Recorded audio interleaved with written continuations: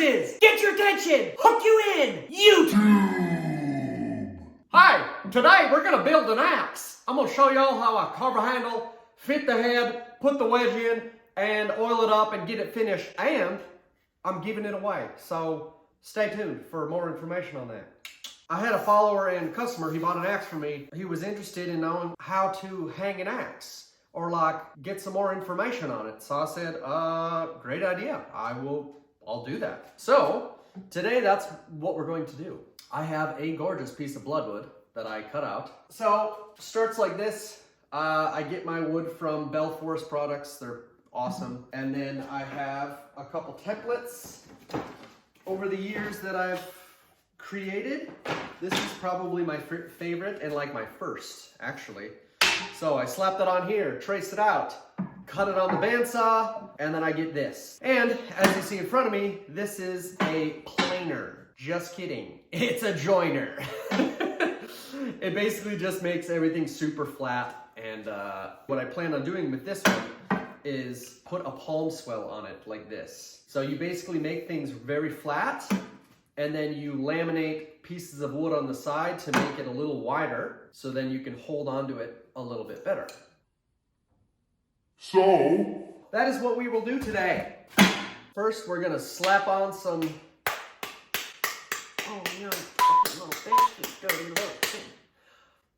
First, we're gonna slap on some wood. I gotta figure out what I wanna do, because you gotta make it nice and flat. So we're gonna joint this down a little bit, set up the glue.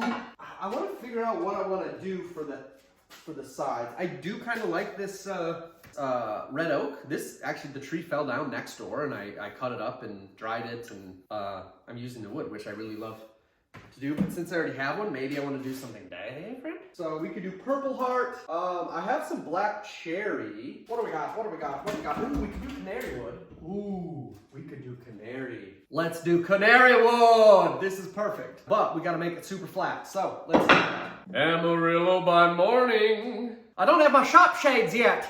John Malecki, come on, dude. Just kidding. They're coming, but I need my eye protection, so I gotta use these. I can't wait for my shop shades. Amarillo by morning, Amarillo by afternoon, because I slept in and I missed the bus ride there. Let's get moving.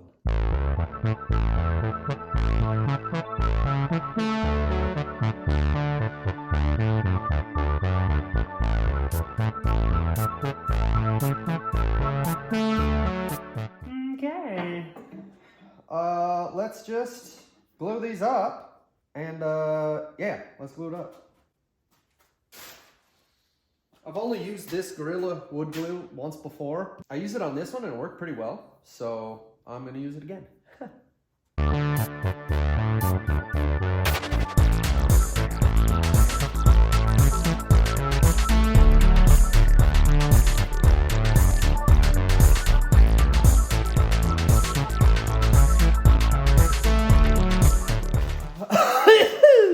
Okay, I think that went okay. We got a little bit of unevenness here, but that's fine. That'll just grind right out. Let's let this sit and let's work on the axe head. Oh, pardon me. So this is just kind of a no-name axe, but I love the look of it. It's got really nice patina. Not a lot of mushrooming on the back, so I really don't want to do like a big restore. So I think what I'll do is I'll probably just bring it over to my Scotch-Brite wheel, clean it up just a hair, make it a little shinier, but still keep that patina, kind of the rust protection patina. Like over the years, an axe head kind of builds up its own immunity to rust kind of thing. It's like a layer of rust basically. But yeah, so I'll just kind of shine this up a little bit, and then we will put an edge on it.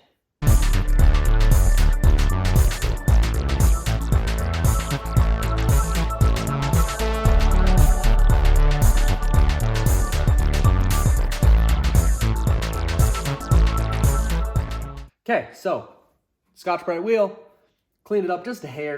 Didn't do a whole lot to it, but I just kind of like to do that a little bit. And then I threw on some 3-in-1 oil, protect a little more. It'll soak in, maybe get rid of some of that residual rust. Pardon me. yeah, now we're just gonna let that soak in just a little bit, and then I'll clean it off, and then we will sharpen it. And I've accumulated these tools over the years, but you can honestly do it with a file. Like, it's really not hard to just do it with a file, but since I make axes kind of for a living, I've purchased tools to make things go faster so I can crank out more axes and just make it more efficient. But if you don't have any of these tools, you can easily do this still. And I'll show you once we fit the head. I use a lot of hand tools. A draw knife is a huge one, and then rasps are big ones too to just fit the head slowly but surely. But then you can also use a belt sander, makes it go a little bit quicker, but inevitably you gotta use the hand tools, because if you take too much off with your belt sander, and it's easy to do, then your handle's ruined and it won't fit the head. It'll be too thin, and we'll get to there when we get to there. How about that? So let's sharpen the head.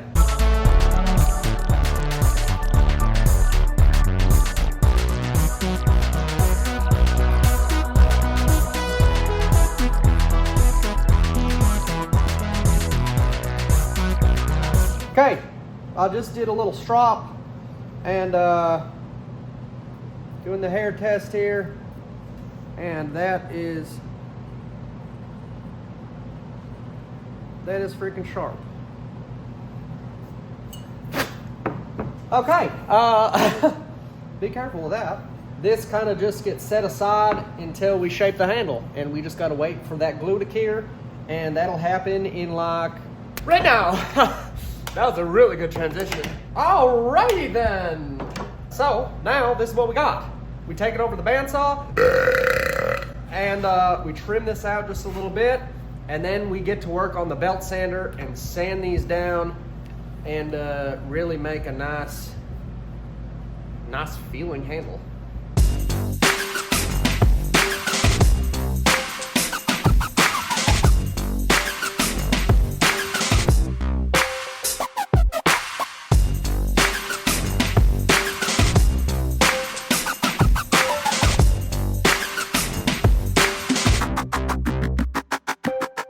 Okay, canary wood, when you're working with it, it really it makes you cough. So wear a respirator. Probably bloodwood too, but I usually don't.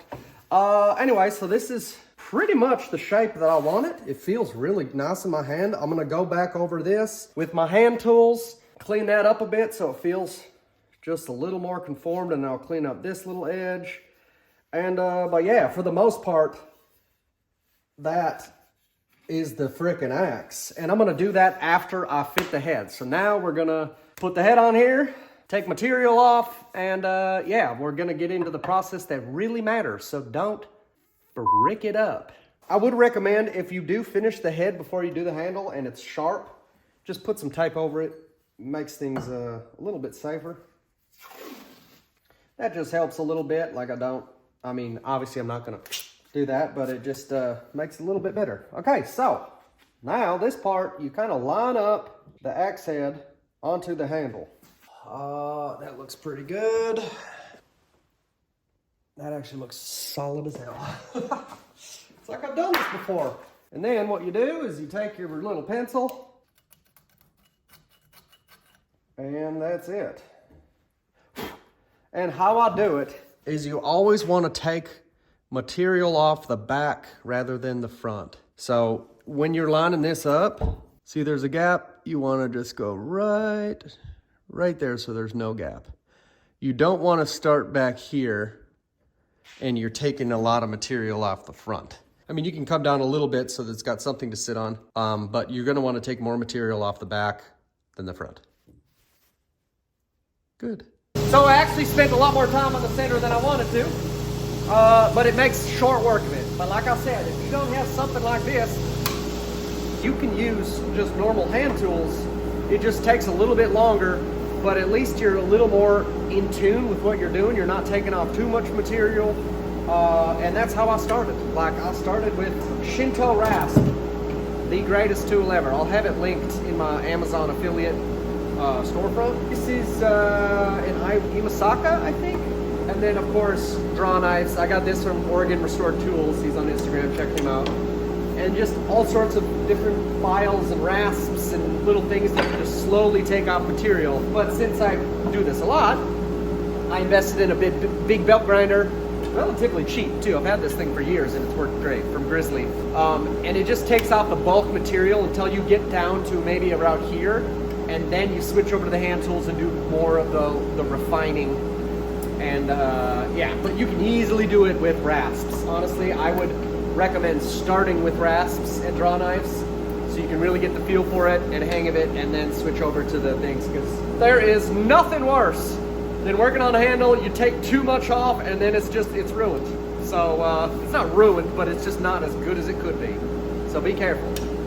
Yeah, I'm gonna continue this up until I get to the hand tools, and then I'll get back to you. Okay.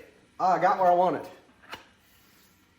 So another couple tips and tricks when you're hanging handles. Get something like this. It's a little, I mean, it's just a piece of rubber, but when you're banging on the ground, you bang on that rather than the concrete. Or I have a piece of rubber on my table, so then when I hit this down to get the head going, I'm not banging it onto the wood. Just a little extra protection, just some tips and tricks. Just some tips and tricks. Okay, give this a little pound. And then this will show us where we're connection. Also, another thing, look at what I did here. This head and axe heads fit perfectly in here. The handle goes down below. So then I can pound out the handle. And the handle comes out perfectly. But look at that, boom, got the head off. Now I can see. I got some touching here, touching in the back, touching here. So those are my high spots. And remember, if you see this, don't take anything off of there. Only go the back. Because once you take off the back, then it'll be able to scoot forward a little bit, and then you won't have it touching here. Now we go on to the arduous process of hand tooling. This is quite fun, but it takes quite a bit of time. Little bits at a time. Yeah, this part takes the longest, but it's also the most important. Put your head back on. Oh, see, it went down a little bit more. Perfect. Bang it. And look at that, we're sitting down. I want to go down to maybe like here. And then what you can do is you can also do a line on the top and see if you've progressed every time you try to fit the handle. So boom, we got some more connection pieces. Take those off. Okay, I'm gonna start that. Time lapse it, boom.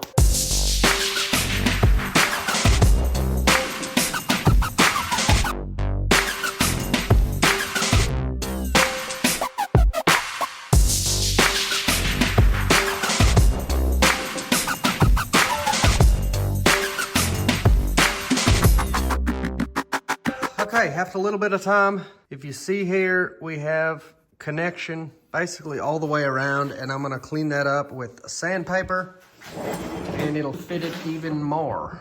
Another thing you saw me do was you round out, you kind of make a little bevel on the underside of the axe head. It makes it sit just a little bit better. It doesn't like dig in. It's like this, right? So then the wood kind of goes up and it kind of fits, if that makes any sense. So, let's sand. Just get all the scratches out. The deep scratches from the rasp.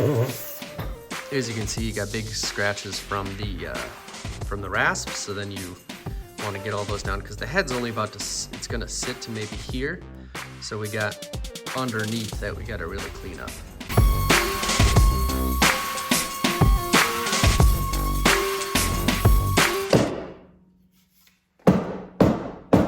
Oh, that looks glorious. Oh, that went down a lot too. Oh, that looks good. Okay, let's finish the handle. Just a lot of sanding. I just blew my nose. Okay, sanded it to 220, and she is looking crispy clean.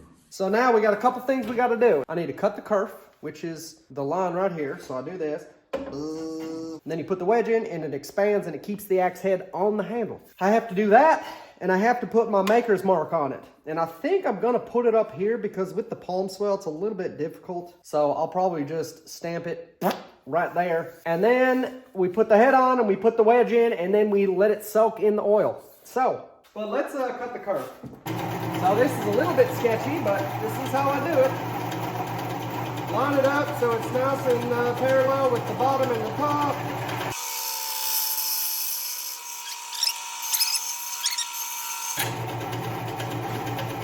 We need to put the maker's mark on. So I got a little blowtorch and I got a Harper PTA. Look at this mallet.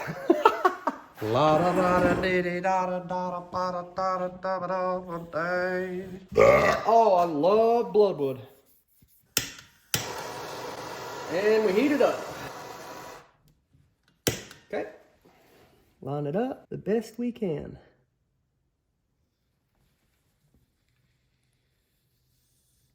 It's not completely flat. You kind of have to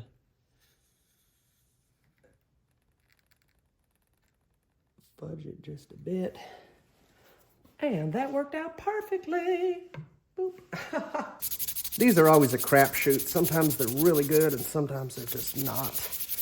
That's human error, you know. That looks good, baby. Another little tips and tricks, sir. Tipsy and tricks. I put leather on my vise so it doesn't mar up my thing. And then I put magnets and then I epoxied leather on top of that. So I have a little magnetic thing here. So I'm carving, blah, blah, blah, boom. Just throw that there. And then I got my tool just right next to me, blah, blah, blah, boom, blah, blah, blah, blah. Just little things, you know, it's the little things in life. It's the little things in life. So now we need to find a wedge that fits this. So that'll fit in there nice and tight. And then we gotta see how far we can go down. Put it down to the bottom because you don't want to overdo it because eventually it'll stop, you know what I mean? So let's put this on there and let's see what tolerances are gonna be. So, will this wedge fill this gap and then the gaps around it? I think we'll do it. And then what we're gonna do is we're gonna take inertia, we're gonna pound it upside down like this. So we got just solid connection all the way around. This is the moment of truth. I always take wood glue. Buck and Billy Ray taught me that. A little glue. Okay, so now I just start it. Start it like that, and then I move to the ground. Here's the little rubber mat that I use. You can do it like this, where you hold on to the head so it doesn't bounce, and you pound in the wedge, or you can do it like this as well. Sometimes that's better so you don't crack the wedge, but I'm gonna set it first, and I'm gonna do both ways. So you push down, and you pound away. I can still go. That's where I'm gonna tip it over. It's a little nerve-wracking hitting on the top if you have a palm swell. So I don't like to do that necessarily. I like to just do it traditionally like this. That looks dang good.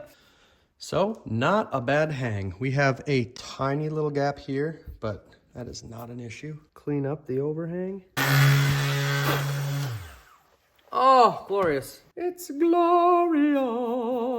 Best part coming up. Y'all ready for it? Just a little boiled linseed oil. Oh, it just makes it pop. This is just boiled linseed oil.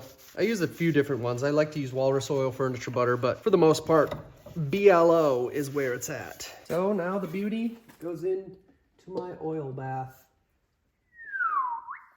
And the oil's about up to here, so what I do is I just add in pieces of wood instead of adding oil because each axe handle is different. It displaces a different amount of oil. So I let that soak overnight, and we will be back tomorrow, which is right now. And we're back. We are taking it out of the oil.